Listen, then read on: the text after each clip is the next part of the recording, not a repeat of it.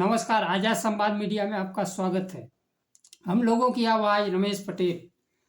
America में सवा सात लाख भारतीयों के रोजी रोटी पर संकट। समय के साथ खबर पाने के लिए चैनल को सब्सक्राइब करें। नमस्कार, खबर विस्तार से। अमेरिका में रह रहे अवैध रूप से 18,000 भारतीयों के निकाले जाने का पहले चरण में सूचना आई है। अमेरिकी दौरे पर गए भारतीय विदेश मंत्री एस जयशंकर ने कहा, हम अमेरिका में रह रहे अवैध रूप से अपने नागरिकों को लेने के लिए तैयार हैं, बशर्ते इस मुद्दे पर उनकी भारतीय नागरिकता निर्धारित हो। जयशंकर इस मुद्दे पर अमेरिकी विदेश मंत्री से बात की। उन्होंने कहा, हमारा मानना है अमेरिका में रह रहे लोगों को यह तय हो जाता है कि हमारे नागरिक हैं तो हम उनके वापसी के लिए तैयार हैं। उन्होंने कहा, भारत अवैध प्रवासन का कड़ा विरोध करता है, इससे देश की छवि अच्छी नहीं बनती है। पहले चरण में 18,000 भारतीयों को, इनके पास अमेरिकी नागरिकता नहीं है। इनके पास नागरिकता हासिल करने का ना ही कोई वैध दस्तावेज है। अधिकतर लोग अवैध रूप से अमेरिका में प्रवेश किया। अमेरिका में 7.25 लाख भारतीय अवैध रूप से रह रहे हैं, चोरी छिपे अमेरिका पहुंचे हैं। ना उनके पास दस्तावेज है और ना नागरिकता। राष्ट्रपति ट्रंप बाहर का रास्ता दिखा सकते हैं।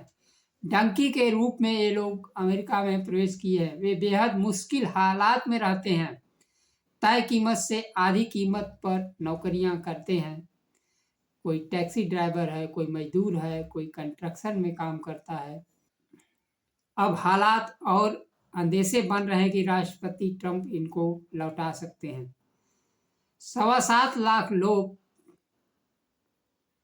वहां कई सालों से कुछ लोग तो रह रहे हैं, इस आस में अमेरिकी नागरिक बन जाएंगे या फिर उनके बच्चे अमेरिकी नागरिक बन जाएंगे। अमेरिका में जन्म के आधार पर नागरिकता देने का कानून रहा है। अमेरिका में जो वैध ढंग से नहीं पहुंच पाते, वो अवैध ढंग से घुसपैठ करते हैं। इनके लिए वे डंकी रूट का रास्ता अपनाते हैं। बचते बचाते और छिपते छिपाते बिना किसी वैध दस्तावेज के वे अमेरिका पहुंचते हैं। कुछ घंटों का रास्ता कई हफ्ते या फिर कई महीनों में पूरा होता है। बहुत से लोग रास्ते में ही मर खप जाते हैं।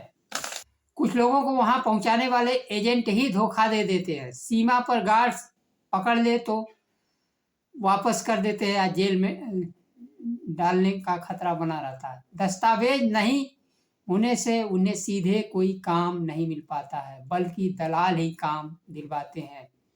वेतन भी कम मिलता है। भेद खुलने के डर से विरोध भी नहीं कर पाते हैं।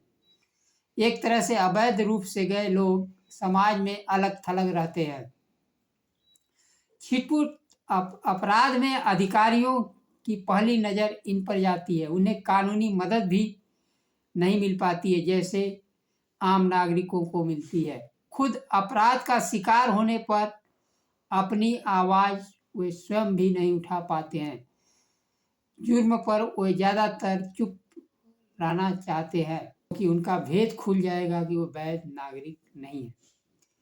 अमेरिका ने वर्ष 2023-24 में अवैध रूप से रह रहे वहाँ भारतीयों को बिना किसी शोर शराबे मीडिया के सूचना दिए 1100 लोगों को वापस भेज दिया।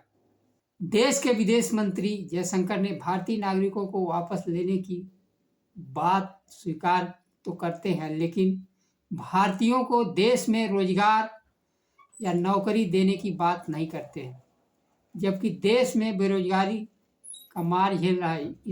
इनका समायोजन कहाँ और कैसे होगा, इसको सरकार नहीं बताती है। सरकार बांग्लादेश के नागरिकों की बात तो करती है कि लाखों संख्या में बांग्लादेश के नागरिक भारत में हैं। पश्चिम बंगाल में करोड़ों अवैध बांग्लादेशी नागरिक घुसपैठ की बात की जाती है।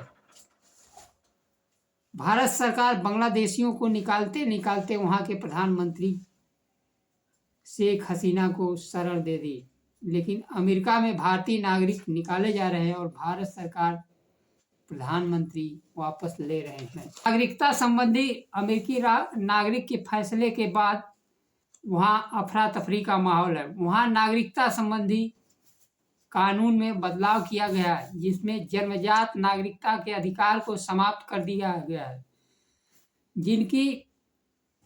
जिसकी आखिरी तिथि 20 फरवरी है। इसके बाद जन्म लेने वाले बच्चे जन्म के आधार पर अमेरिकी नागरिक नहीं माने जाएंगे। इस बात को ध्यान में रखकर अमेरिका में रह रहे कई माता पिता 20 फरवरी से पहले बच्चे को जन्म देने का विकल्प चुन रहे हैं।